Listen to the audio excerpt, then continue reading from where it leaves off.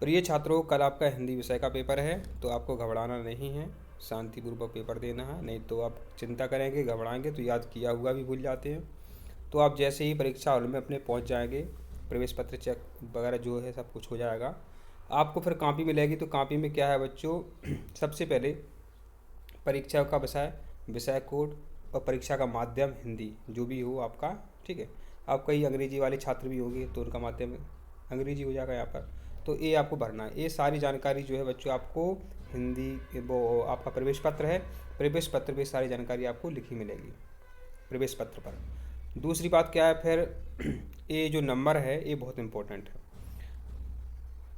कुछ समय बाद जब पेपर आपका स्टार्ट हो जाएगा, तो कुछ समय बाद या कभी भी आपके जो पर्यवेक्षक हैं वो ड्यूटी दे रहे होंगे, तो एक वो कहें कि लाल कलर की एक सीट होगी, मोटी होगी, ठीक है। उसमें आपकी सारी जानकारी होगी। उसमें क्या है, आंसर बुक का नंबर आपसे पूछा जाएगा। आंसर बुक मनोदा का नंबर ये है, ये नंबर जो है आपसे पूछा जाएगा। तो ये नंबर जो है आपको वहाँ पर भरना है, और वो सर जो है प्रत्येक स्टूडेंट के पास जाएंगे, वो सीट लेकर के आपके साइन करवाएंगे। ये नंबर खुद भरेंगे या आपसे भरवाएंगे, संभवतः वो खुद भर लेंगे और आपके साइन करवाएंगे। तो ये नंबर आपको ध्यान रखना है, क्योंकि बाद में जब कुछ गड़बड़ हो जाती है तो इस नंबर से मिलान किया जाता है। ये आपका रोल नंबर है। इस तरीके से आपको रोल नंबर भरना है। अगर कॉलम जो है कम वो जाना है, कॉलम जाना है, तो शुरू का कॉलम आपको खाली छोड़ना है। ध्यान दें, शुरू का कॉलम खाली छोड़ा जाता है नियम की कायदे के हिसाब से। पर उसके नीचे क्या आपको शब्दों में लिखना है। ऐसा लिखने के बाद क्या करना है आपको, ध्यान देते जाना। और ये जो कॉपी है, टॉपर की कॉपी है, एमपी बोर्ड का टॉपर था पिछला, तो उसकी ये कॉपी है। तो यहाँ पर देखें, यहाँ लिखा है पूरक उत्तर पुस्तिकाओं की संख्या। तो अभी पूरक उत्तर पुस्तिकाओं तो आपको मिलेंगे नहीं, ये कॉलम तो आपको मिलेगा नहीं अब, ठीक है। फिर यहाँ पर देखो परीक्षा का कक्ष क्रमांक, जो भी जिस कक्ष में परीक्षा दे रहे होंगे, और परीक्षा के दिनांक, कल की डेट आपको यहाँ पर भर देनी है, ठीक है। एक बाकी काम जो है उनका है, जो पेपर पर्यवेक्षक होंगे। अब देखो क्या है, जो टॉपर होते हैं वो किस तरीके से लिखते हैं। पेपर सामने होगा, सबसे पहले विकल्प प्रश्न होंगे, जो भी हों, जो विकल्प ही होंगे, ऑब्जेक्टिव टाइप 4 विकल्प दिए होंगे। तो प्रश्न क्रमांक 1 का उत्तर ऐसे लिख सकते हैं, प्रश्न क्रमांक 1 उत्तर। आपको जैसे जैसे आप लिखते चले आ रहे हैं त्रैमासिक, अर्धवार्षिक और अभ्यास पेपर में, वैसे आपको लिखना है। देखिए कितनी सफाई से बच्चे ने ये हिंदी की कॉपी लिखी। हम आपको 2 कॉपियाँ दिखाएंगे बच्चे की, जो टॉपर रहे थे पिछले साल।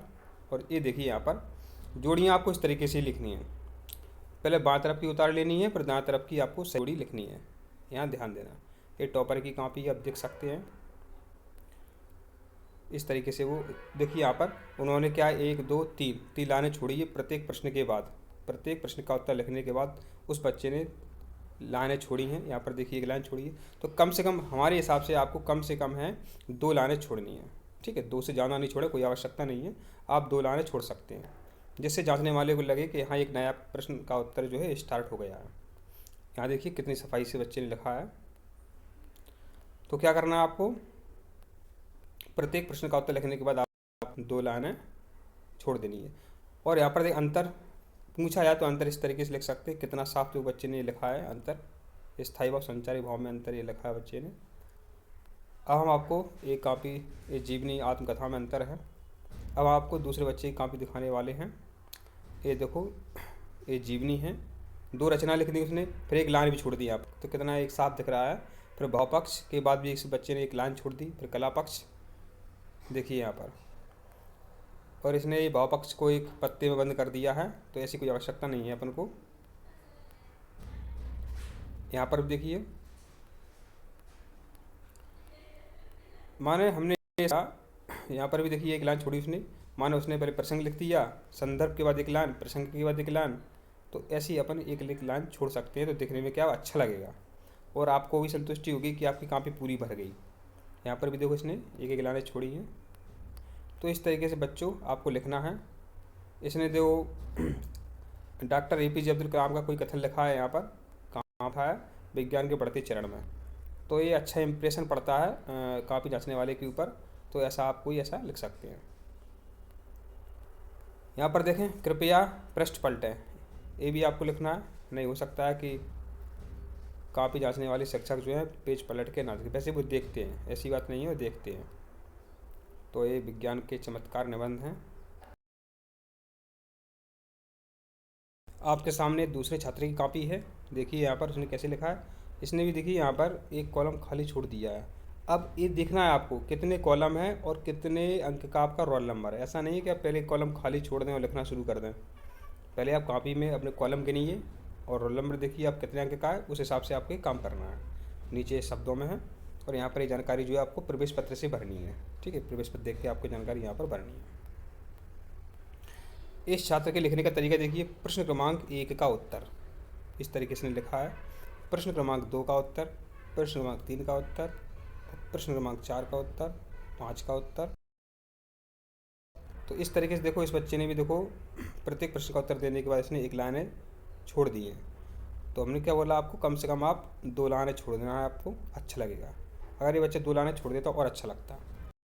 ठीक है, तो आपको और यहाँ पर कैसे लिखना है प्रश्न क्रमांक 16 का उत्तर। सही तरीका यही है। प्रश्न क्रमांक 17 इस तरीके से आपको लिखना है। प्रश्न क्रमांक 18 का उत्तर इस तरीके से ही आपको लिखना है। प्रश्न क्रमांक 19 का उत्तर, प्रश्न क्रमांक उत्तर। और यहाँ पर देखो प्रत्येक जो उसने हेडिंग लिखी है, हेडिंग का उत्तर लिखने के बाद उसने एक लाइन छोड़ी है यहाँ पर। तो ऐसे ही आपको करना है। तो कल आपका पेपर है, अच्छे से पेपर दीजिए। तो मिलते हैं अगले वीडियो में। धन्यवाद।